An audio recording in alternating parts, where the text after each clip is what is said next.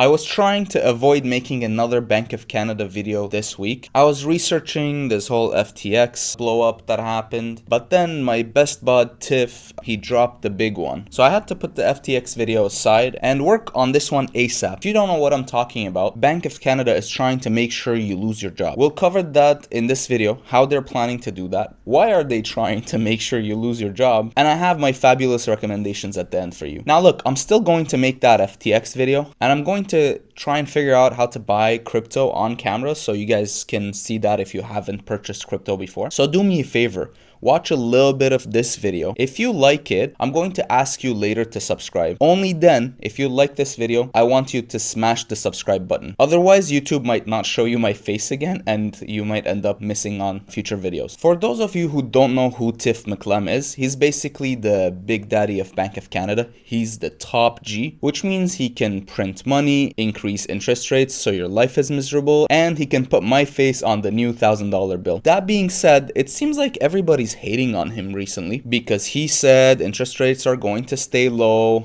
for a very long time. Then he raised them.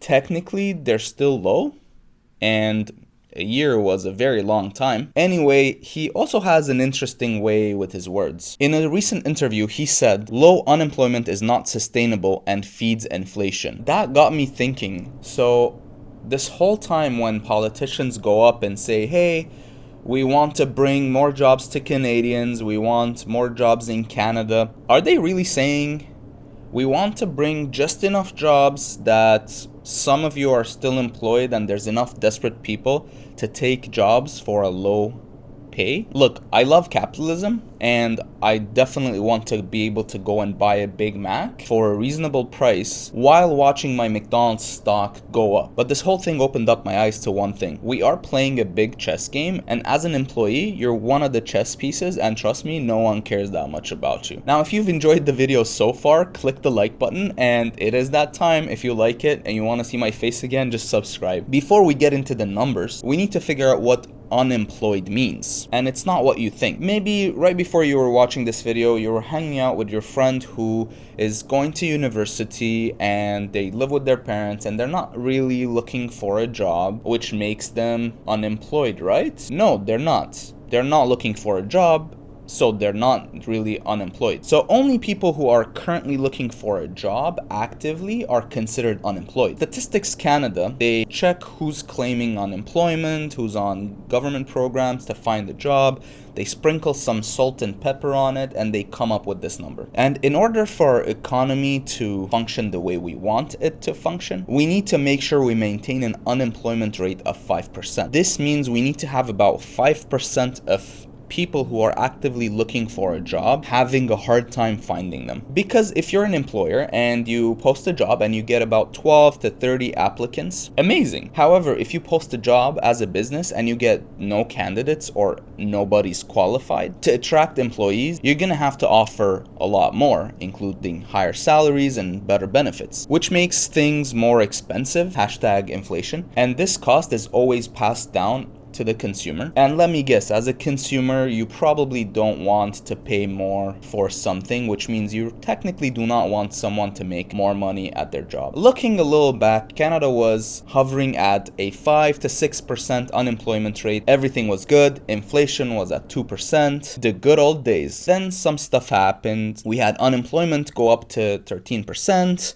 And inflation went down to below zero, so you were making money by not spending. But then businesses started to open up again and people started going back to work. Unemployment rates started to drop slowly, which is good. We were starting to get close to that 5 to 6%, but then it looked like it kept going down, and the job market is very hot. So if you're looking for a new job, there's a big chance you're going to get a job really quickly. Tiff, during this interview, said the reason for this is not really that there's a shortage of people applying for jobs. It's really that businesses are hiring too many people and they haven't figured out yet that consumers are broke and we cannot afford to buy new stuff.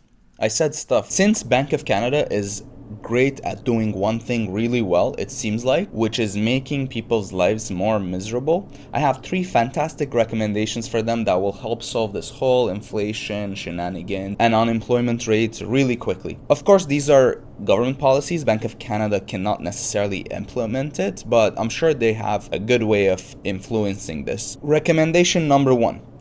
Get kids that are aged 9 to 16 to enter the labor market. See if we can push them to do that, and allow businesses to pay them a lower minimum wage because they're not experienced. And even better, if we can get them to volunteer and work, that would be fantastic. Maybe because they have to collect 40 volunteer hours per week to be able to graduate, that would be great.